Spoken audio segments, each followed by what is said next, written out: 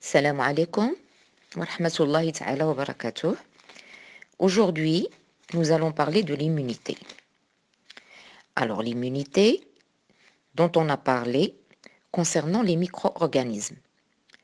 Vous vous rappelez qu'on avait dit que l'immunité ne commençait à fonctionner, à agir, que quand les micro-organismes pathogènes franchissent la barrière naturelle de notre corps. L'immunité ne va commencer que quand ces barrières vont être franchies. Ces barrières qui sont, par exemple, on donne un exemple, ça c'est l'exemple le plus flagrant, c'est la peau. C'est-à-dire, une fois que j'ai une écorchure, une petite blessure, petite ou grande, les micro-organismes qui sont pathogènes, qui sont des agresseurs, des envahisseurs, vont envahir tout simplement mon corps. L'immunité va donc commencer. On avait dit que les micro-organismes sont présents dans tous les milieux de notre environnement. Vous vous rappelez, le milieu aquatique, dans l'eau, stagnante, par exemple, dans le sol, dans l'air sous forme de germes, et dans tout ce qui nous entoure. Ces micro-organismes, quand ils sont pathogènes donc, provoquent des maladies et deviennent des menaces dès qu'ils envahissent notre organisme. D'ailleurs, on les appelle les agresseurs.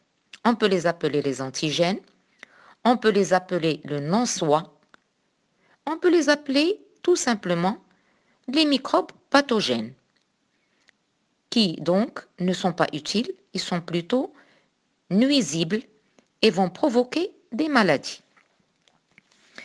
Alors, la dernière fois, en parlant des micro-organismes, on a parlé de ces envahisseurs à l'origine des maladies.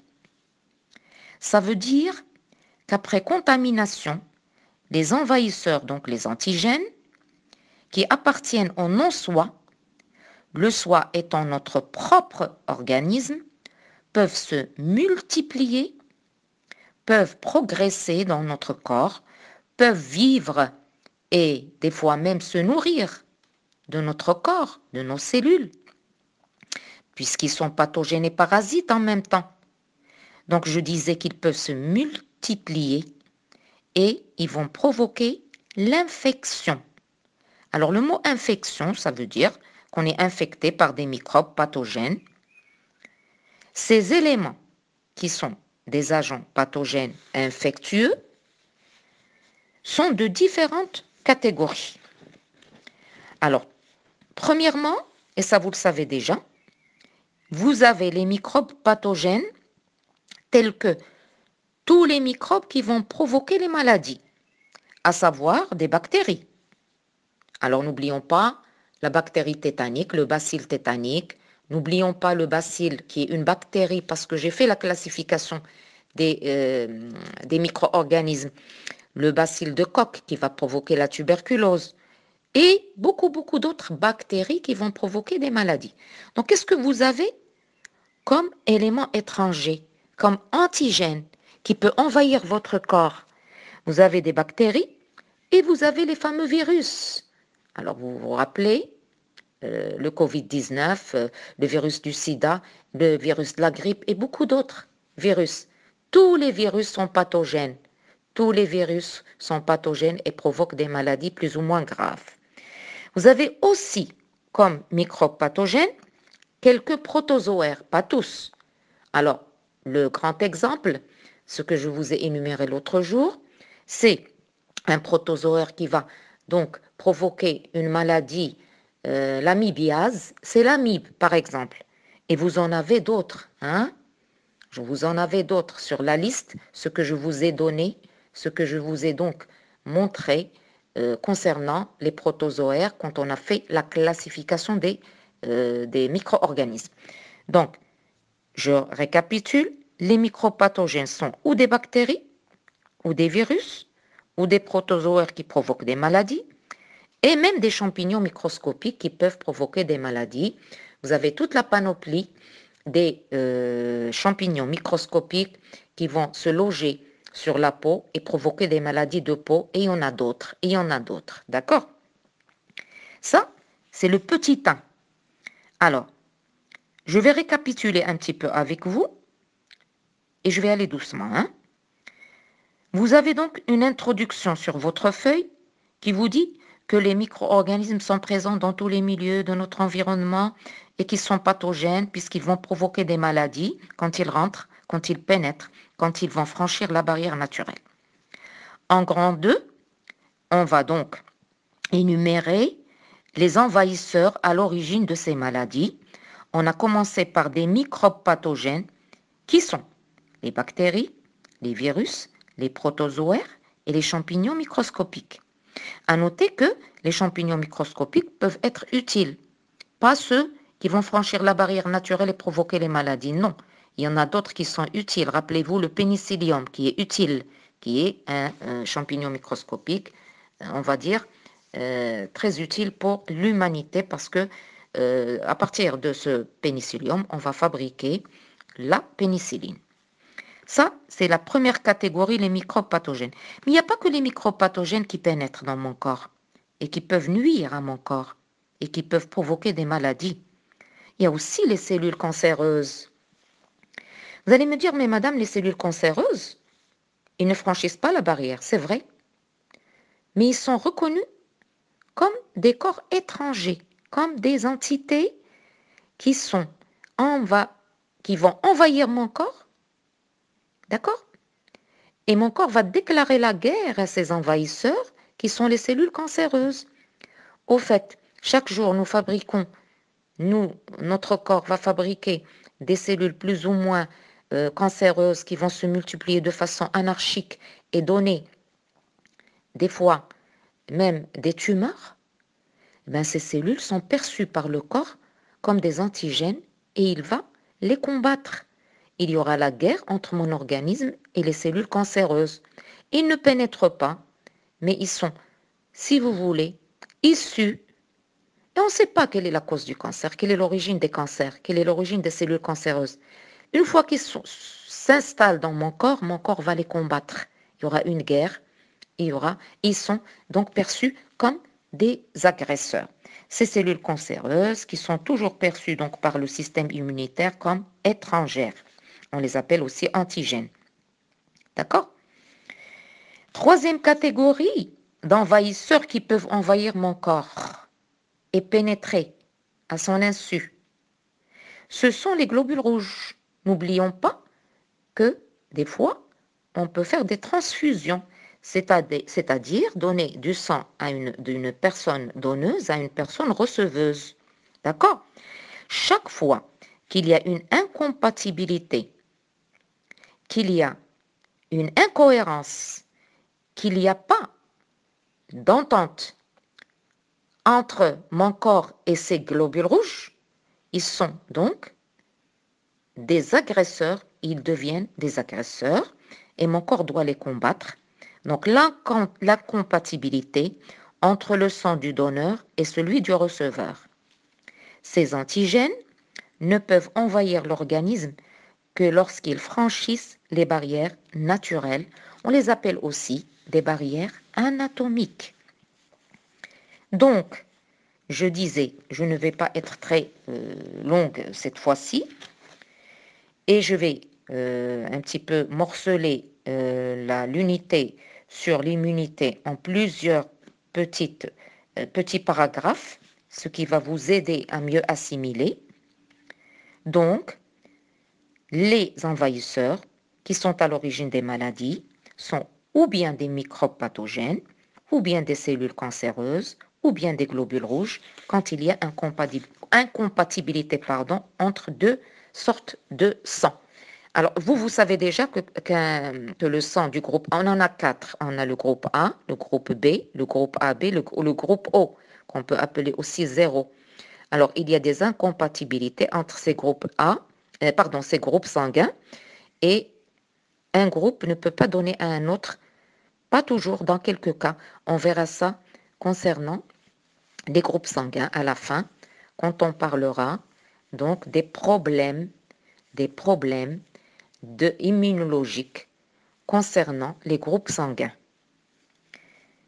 Nous allons passer maintenant à la troisième partie qui concerne les barrières anatomiques qui s'opposent à la pénétration des micro-organismes dans notre organisme. Regardez cette phrase, elle signifie beaucoup de choses. Cette phrase vous donne d'abord la définition des barrières anatomiques.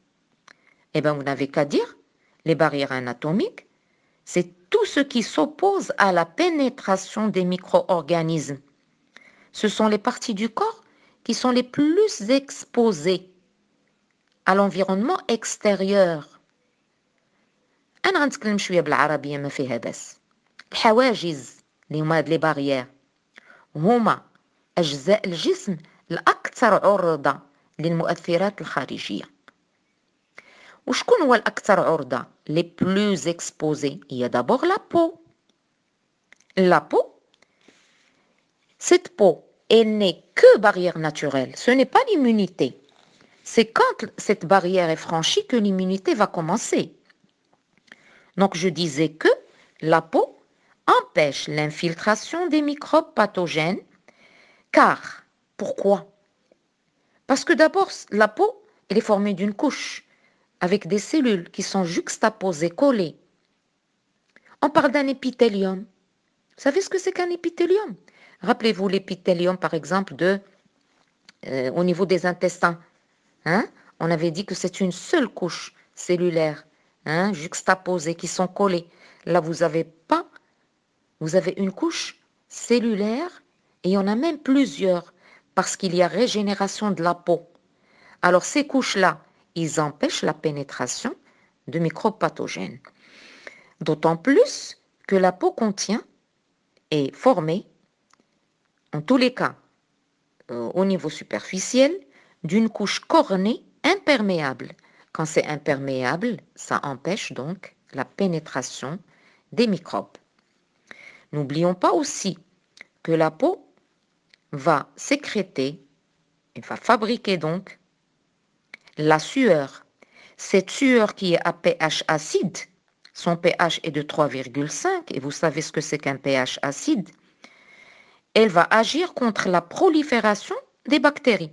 Parce que les bactéries, on en a plusieurs sur la peau. Rappelez-vous les fameux staphylocoques. Alors, cette peau, avec cette couche cornée, avec son pH acide, elle va arrêter tout.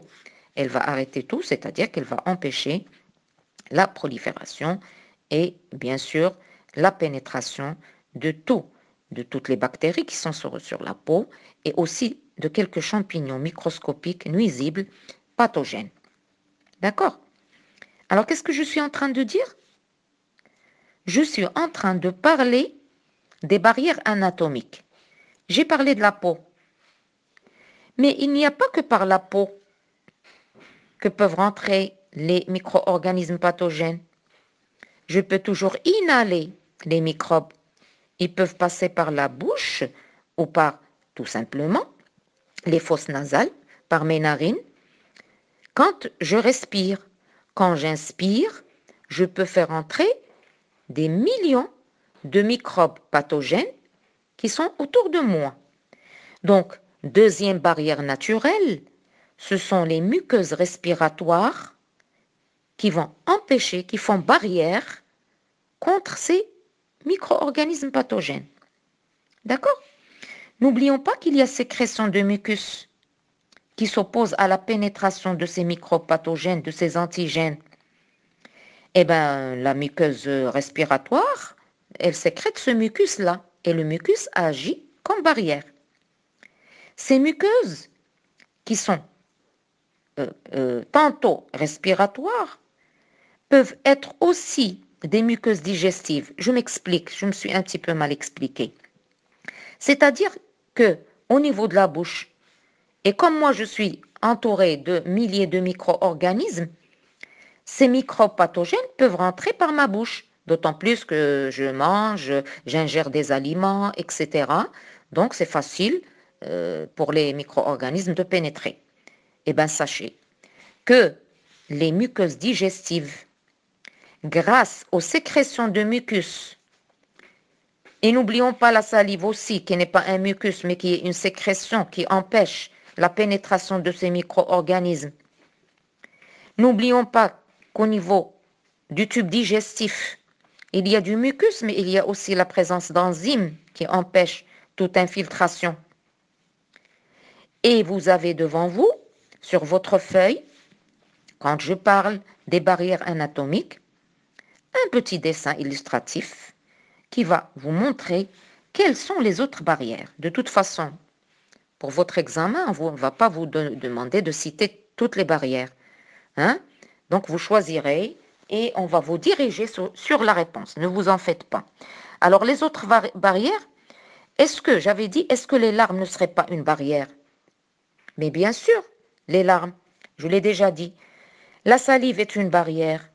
La sueur est une barrière. Les sucs gastriques sont des barrières. Et même les sécrétions vaginales sont des barrières naturelles. D'accord? Vous avez aussi quelques barrières mécaniques qui vont agir mécaniquement grâce à des petits mouvements ciliaires de cils.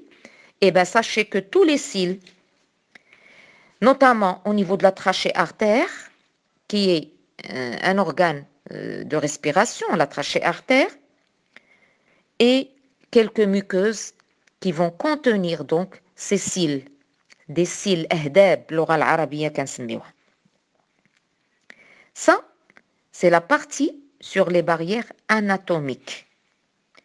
Je vais quand même pousser un petit peu et ça va être le dernier point sur lequel je vais parler aujourd'hui, que je vais expliquer aujourd'hui. C'est une fois que ces barrières anatomiques sont franchies, c'est-à-dire que les micro-organismes pénètrent dans mon corps, que va-t-il se produire? Que va-t-il se produire? Eh bien, vous allez m'écouter. D'abord, tout le monde sait que quand on se blesse, quand on a une écorchure, on se blesse, je ne sais pas, en tombant ou en se tapant contre un objet, une table, quelque chose de tranchant. On va avoir alors une petite blessure. Tout le monde sait que cette petite blessure ou grande, ça dépend, va devenir après quelques minutes, des fois quelques heures, de couleur rouge. Et on parle d'inflammation. On parle d'inflammation. التهاب باللغة العربية. Que se produit-il donc quand les barrières naturelles sont franchies par les microbes? Il se produit une inflammation, c'est-à-dire une réponse inflammatoire. Je vous l'ai dit, et vous le savez, que l'inflammation se manifeste par une rougeur. Elle se manifeste aussi par un gonflement. Bien sûr, gonflement de la zone infectée. D'accord? La réaction donc inflammatoire peut se manifester aussi par une douleur, une chaleur, j'ai dit la rougeur et le gonflement. D'accord? La grande question maintenant, pourquoi il y a rougeur? Pourquoi il y a rougeur? Pourquoi quand les microbes pénètrent, parce que la barrière a été franchie, il y a rougeur? Pourquoi il y a gonflement? Et on va répondre à cette question petit à petit. D'abord, on va commencer, et vous l'avez en grand 4. On va commencer par décrire ce qui se passe lors d'une blessure. Vous le savez, on vient de le dire, ça paraît très évident pour vous maintenant, qu'il y a pénétration des microbes et apparition de l'inflammation. Quand on vous dit, parce que là, vous avez tout votre cours sous forme d'exercice. Vous avez ce sont des exercices. Hein? Et là, vous avez un exercice. La question est d'écrire ce qui se passe lors d'une blessure. La réponse est pénétration des microbes et apparition de l'inflammation. On vous demande d'expliquer les symptômes de l'inflammation. Je viens de le dire. C'est le gonflement, la rougeur, la douleur D'accord? Des fois, et souvent d'ailleurs, il y a la formation du pu. باللغة العربية القيح. يعني الجرح يتقيح كيكون قيح. Sachez, mes élèves, dès maintenant, que dès qu'il y a du pu, ça veut dire que mon corps fonctionne bien. Ça veut dire que mon immunité est là. وجود القيح دليل على المناعة. Vous allez comprendre tout de suite. Vous allez comprendre tout de suite. Et je vous invite, pour bien avoir tout ça en tête, pour bien comprendre, à regarder le document qui vient après le grand 4. Que se produit-il quand les barrières naturelles sont franchies par les microbes? Regardez ce document. C'est simple. Le document illustre une photo, une vraie photo d'une inflammation. Avec la rougeur, la fameuse rougeur, le gonflement, et vous voyez qu'il y a du sang qui a coagulé tout autour de la blessure. D'accord? À ce moment-là, quand les microbes pénètrent, les défenses immunitaires vont être activées. Comment ça? Ben nous, on sait déjà que les défenses immunitaires, ce sont des globules blancs. Tous les globules blancs font partie de l'immunité. Eh bien, les défenses immunitaires sont là et les globules blancs vont sortir. Eh bien, ils ne vont pas sortir se balader. Ils vont sortir des vaisseaux sanguins et aller. Ils vont affronter les microbes. Tout simplement, ils vont sortir des vaisseaux sanguins et aller vers les microbes. Ils vont sortir de la paroi des vaisseaux sanguins avec un peu de plasma et vont aller localement du côté de la blessure, là où il y a les microbes, pour les attaquer. Cette sortie de globules blancs avec le plasma autour des microbes constitue le pu. حيت شنو هو القيح؟ هو ملي كتخرج داك الكريات البيضاء المناعة وكتخرج معاها البلاسما وكتمشي كتتجه نحو الجراثيم. Pourquoi je vous ai dit que la présence du pu, c'est la bonne santé, on va dire, entre guillemets. C'est la bonne manifestation de mon système immunitaire. Ça veut dire que mes défenses sont là parce que quand il y a du pu, il y a donc des globules blancs. Je vais les nommer. Ils s'appellent des polynucléaires parce qu'ils ont un noyau polylobé. On l'a déjà vu quand on a fait le sang. Les polynucléaires interviennent pour lutter contre les microbes et en sortant par diapédèse بواحد الطريقة د انسلال بحال كينسلوا من الأوعية الدموية. Ils sortent, ils se dirigent vers les microbes. D'accord? Et vous avez donc sur votre document une vue microscopique de l'observation du pu.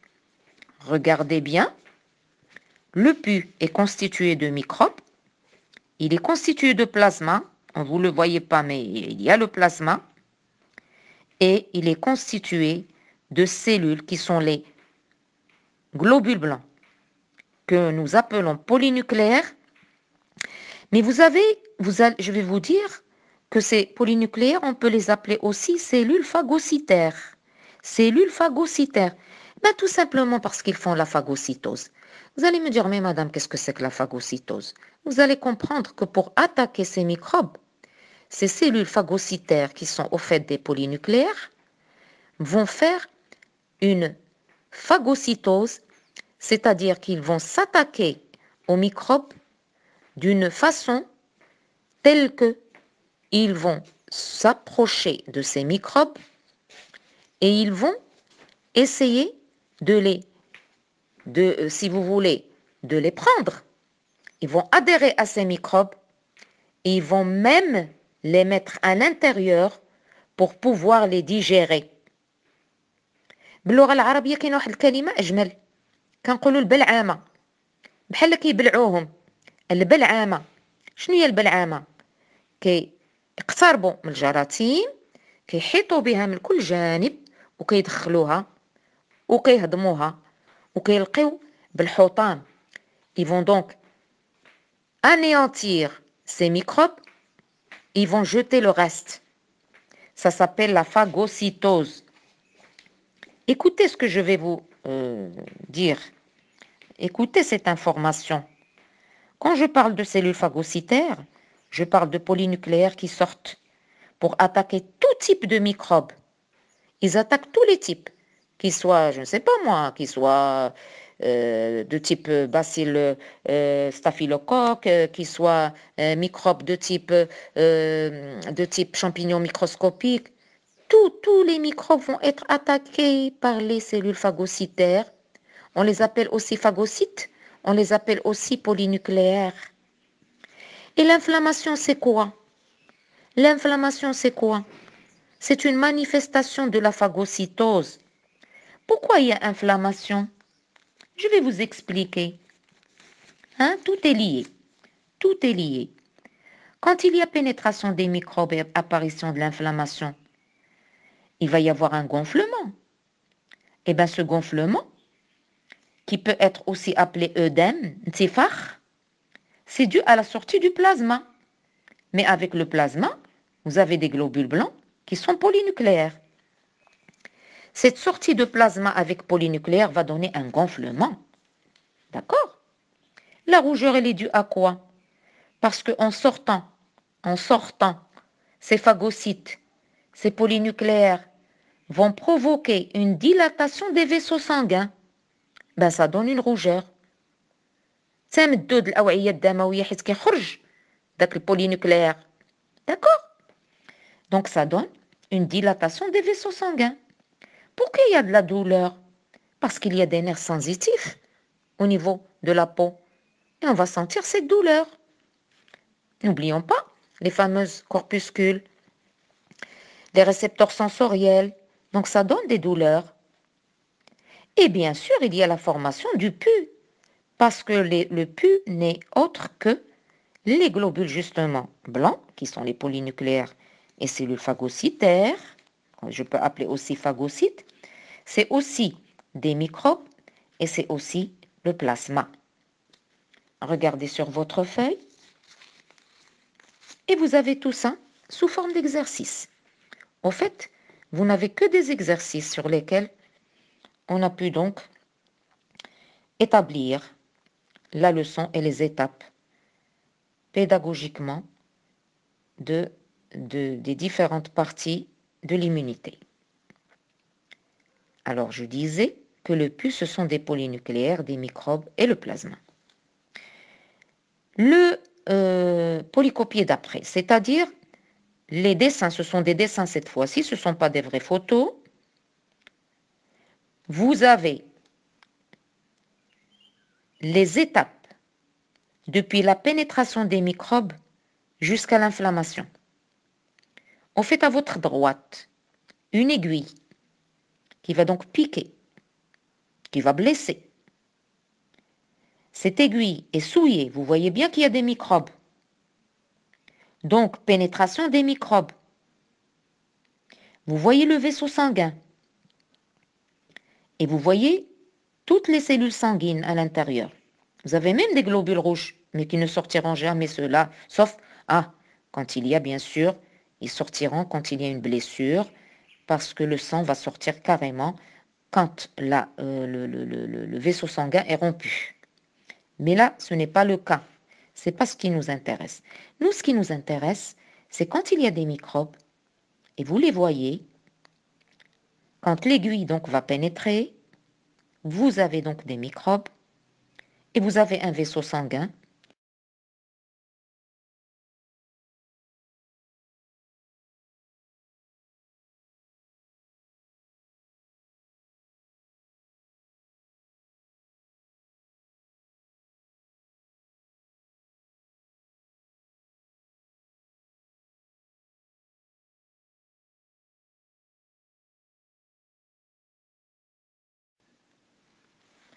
Je disais donc que quand l'aiguille pénètre, il y a une blessure. Nous avons donc le vaisseau sanguin qui va vite se mettre à gonfler parce qu'il va laisser passer les fameuses cellules phagocytaires polynucléaires qui vont aller et se rapprocher des microbes. Donc vous avez la dilatation du vaisseau sanguin et la sortie des polynucléaires. Ça, c'est l'inflammation. Ça, c'est l'inflammation. Et vous voyez tous les symptômes de l'inflammation. L'inflammation est toujours locale parce que quand vous vous blessez localement, c'est-à-dire au même endroit, c'est ça le local, il y a sortie des polynucléaires. Donc, et ils ont de toute façon, on va parler un peu, on va faire un petit peu hématologie et on va encore parler de ces polynucléaires. Alors, il s'agit de vous expliquer comment ils sortent. C'est pas très très important, mais moi je ne peux pas passer sur la chose sans bien expliquer. Tout ce qui est comportement d'une cellule phagocytaire, c'est-à-dire d'un polynucléaire, c'est la sortie par diapédèse. Qu'est-ce que c'est que la diapédèse? C'est le fait de passer à travers la paroi du vaisseau sanguin. D'accord? Ne paniquez pas. La diapédèse, ça veut dire, ça veut dire qu'il y a sortie d'un globule blanc de type polynucléaire à travers la paroi. Donc, il a cette caractéristique de pouvoir sortir pour aller donc affronter les agresseurs qui sont les microbes pathogènes. D'accord? Ça, sur votre feuille polycopiée et c'est bien illustré sous forme de schéma explicatif, bien sûr. Donc, à retenir, quand les microbes pathogènes s'infiltrent à l'intérieur de l'organisme, premièrement, il y a l'inflammation avec ses symptômes, c'est-à-dire la chaleur, la douleur, l'œdème ou gonflement, la rougeur et la formation du pus, les walqih. Deuxièmement, les polynucléaires se déplacent grâce à la diapédèse, donc ils vont sortir grâce à la diapédèse, et ça va de pair. Ce n'est pas deuxièmement, c'est l'inflammation est là parce qu'il y a cette diapédèse. Cette diapédèse qui va être donc un phénomène qui va se produire. Il y a donc sorti des polynucléaires qui vont se diriger donc vers les microbes pour les attaquer et les éliminer. Ils vont les éliminer. Je n'ai pas dit les tuer, j'ai dit les éliminer. Parce qu'en termes d'immunité, on ne parle pas de tuer. On va parler élimination. La présence du pus, et là je l'ai dit déjà, cette présence du pus est la preuve qu'il y a résistance des polynucléaires contre les agresseurs. D'accord? Très bien. Je vous fais confiance. Vous avez bien compris. Et vous comprendrez quand vous aurez révisé petit à petit. Enfin, vous comprendrez, vous allez assimiler cette fois-ci. Maintenant, la question qui se pose, parce qu'on avait dit que se produit-il quand les barrières naturelles sont franchies par les microbes? On avait dit qu'il y avait une inflammation. Et on a donné tous les symptômes de l'inflammation. Et on a parlé du pus. Et on a dit de quoi est formé le pus, etc., etc. Et on avait dit qu'il y a une attaque, une guerre, un confrontement entre les polynucléaires et les microbes. Et c'est cette guerre-là qui va produire du pus.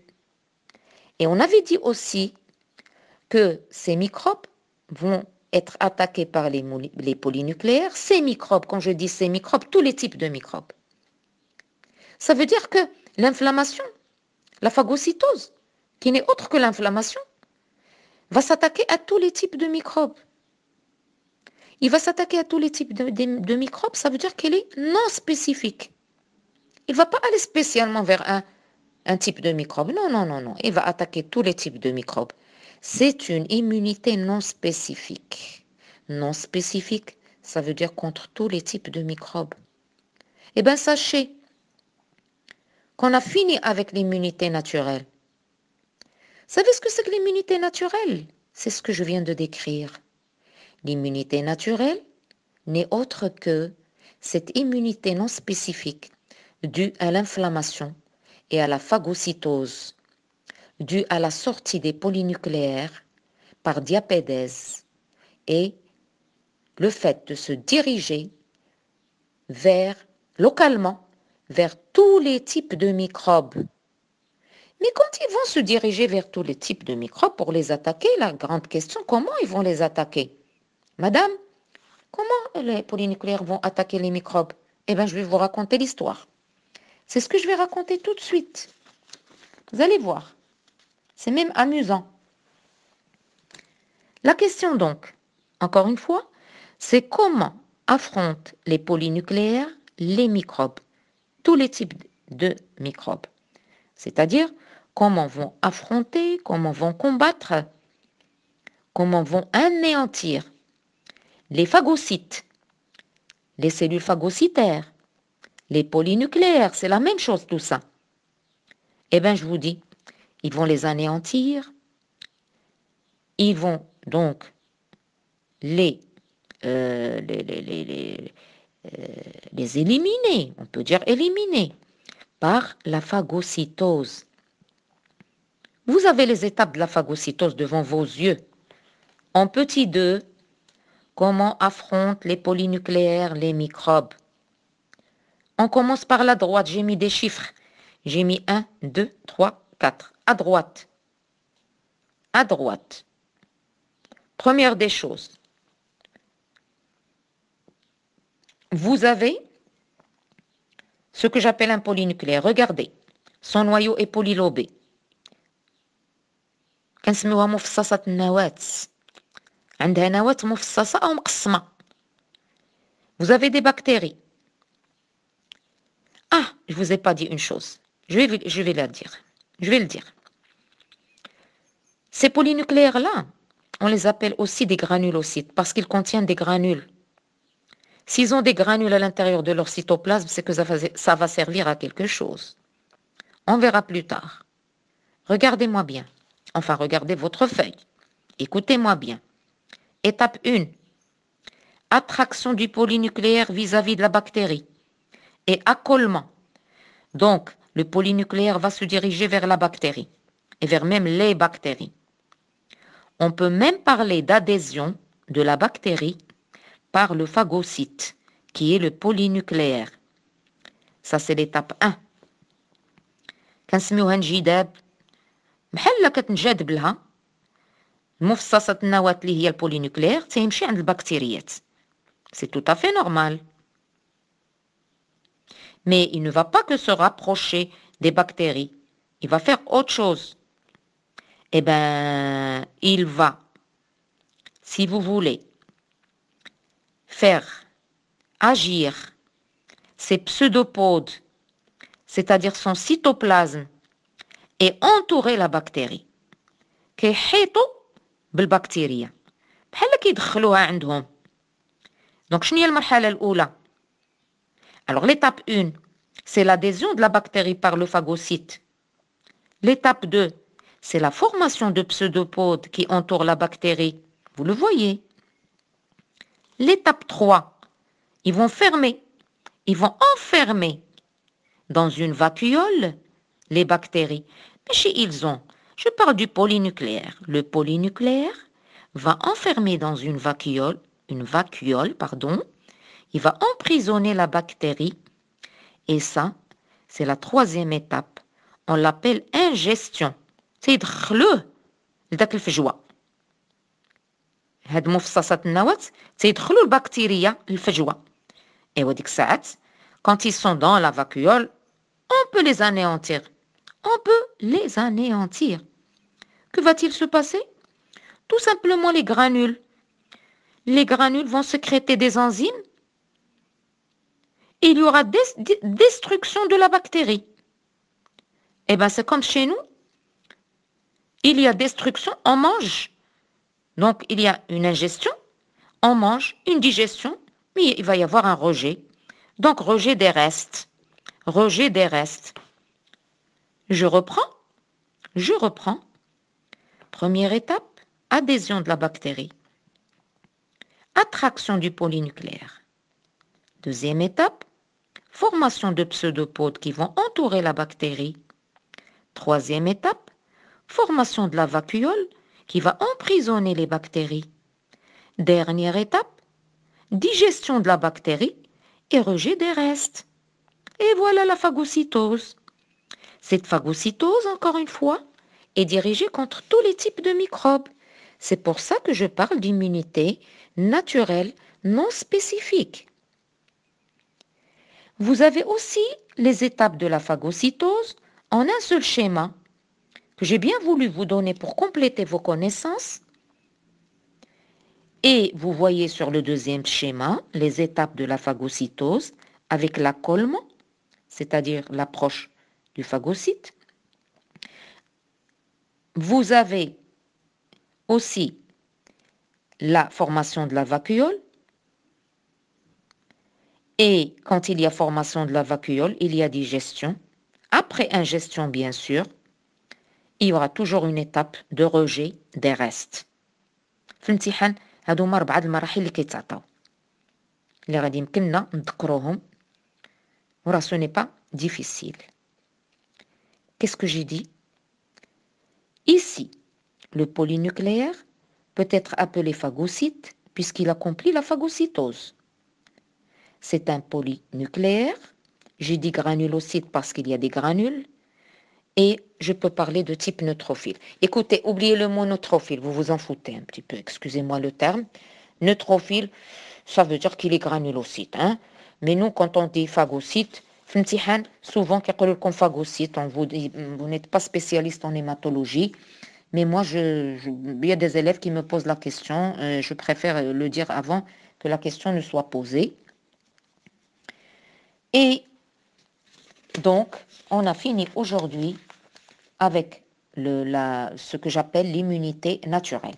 Mais avant de fermer la parenthèse, je tiens à vous faire un petit peu un rappel sur l'hématologie, sur ce qu'on a fait déjà quand on a abordé le sujet sur le sang. Là, je vais vous rappeler, rafraîchir la mémoire. On avait dit que les types de globules blancs, qui sont les leucocytes, sont de deux types. Alors, le type polynucléaire avec un noyau polylobé, et le type mononucléaire qui n'a qu'un noyau normal. D'accord? Pour les polynucléaires, c'est-à-dire le noyau multilobé, divisé, on a justement les fameuses neutrophiles granulocytes qui vont faire la phagocytose. Mais il y en a d'autres. Alors, vous n'êtes pas obligé de les retenir, mais je vous le dis. Vous avez les éosinophiles et les basophiles. Les basophiles, on aura affaire aux basophiles quand on parlera, de tout ce qui est allergie. Je répète, les globules blancs, où ils sont polynucléaires, ce qui nous intéresse, nous, ce sont les neutrophiles granulocytes, c'est-à-dire les phagocytes qui font la phagocytose. Les éosinophiles, on n'en a pas besoin. Mais les basophiles, on en parlera concernant les allergies. Deux types de globules blancs, donc, les polynucléaires, mais vous avez les mononucléaires. Les mononucléaires ont un noyau non lobé, entier. Ce qui va nous intéresser, nous, ce sont les lymphocytes, parce qu'on va en parler concernant l'autre immunité qui n'est pas naturelle. Vous verrez par la suite qu'on l'appelle immunité acquise. Et on va parler aussi de monocytes qui vont évoluer aussi en macrophages. Si vous n'avez pas bien retenu, ce que je vous demande de retenir tout de suite, j'insiste sur polynucléaire, j'insiste sur granulocytes qui sont des polynucléaires qui vont faire la phagocytose. Les mononucléaires, on en parlera concernant l'immunité acquise, qui sont de deux types, les mononucléaires. Nous avons les lymphocytes et nous avons les monocytes. Les monocytes vont donner les macrophages. On verra par la suite les macrophages et leur rôle dans l'immunité. C'est à la fin de l'immunité, ils vont avoir un rôle très important. En résumé, les types de globules blancs sont les polynucléaires granulocytes qui font la phagocytose. Et ils vont faire cette phagocytose en premier. Ce sont eux qui vont être au premier rang de l'armée. Quelle armée? L'armée de l'immunité. Les cellules immunitaires. Les phagocytes qui vont faire la phagocytose. Ensuite, parmi les phagocytes, nous avons les macrophages qui viennent à la fin. Ceux-là, ils vont venir en dernier de l'immunité, quand l'immunité est presque finie. Il va y avoir des restes, il va y avoir des, si vous voulez, des restes, des vestiges de l'immunité naturelle et acquise, et ces macrophages vont tout nettoyer. D'accord? Et ça, on va le voir plus tard. La remarque importante que je vous ai donnée, toujours après ce qu'on vient de dire, et vous le verrez sur votre feuille, toutes ces cellules phagocytaires sont présentes dans le sang, dans la lymphe et dans des organes lymphatiques. Ah, on a parlé d'organes lymphatiques. Et j'avais dit que ces organes lymphatiques font partie du système immunitaire. On a déjà parlé des ganglions lymphatiques, de la rate, du foie. Eh bien, toutes ces cellules vont être présentes. Ils sont là, en garde à vous. Ils attendent. Ils sont là. Et dès qu'il y a pénétration de microbes, ils vont y aller. Ces cellules qui sont les phagocytes sont fabriquées, d'ailleurs toutes les cellules du sang,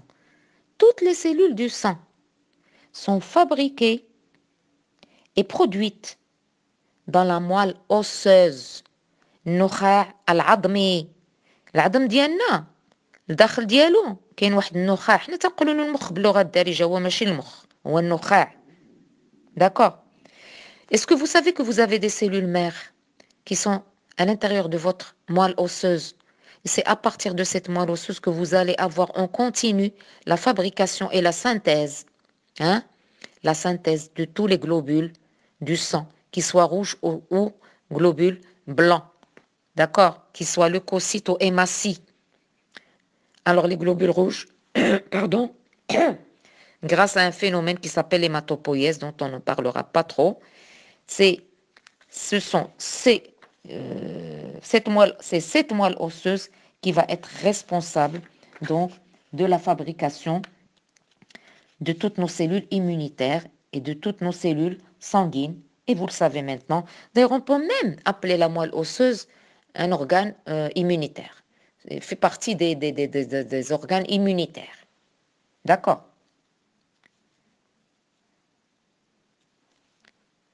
Et voilà. Alors, le dernier degré de l'infection, c'est que les microbes peuvent envahir tout l'organisme s'ils ne sont pas combattus. S'ils ne sont pas combattus, s'il y a, si vous voulez, un échec des phagocytes, des polynucléaires, il peut avoir une grande infection. D'accord?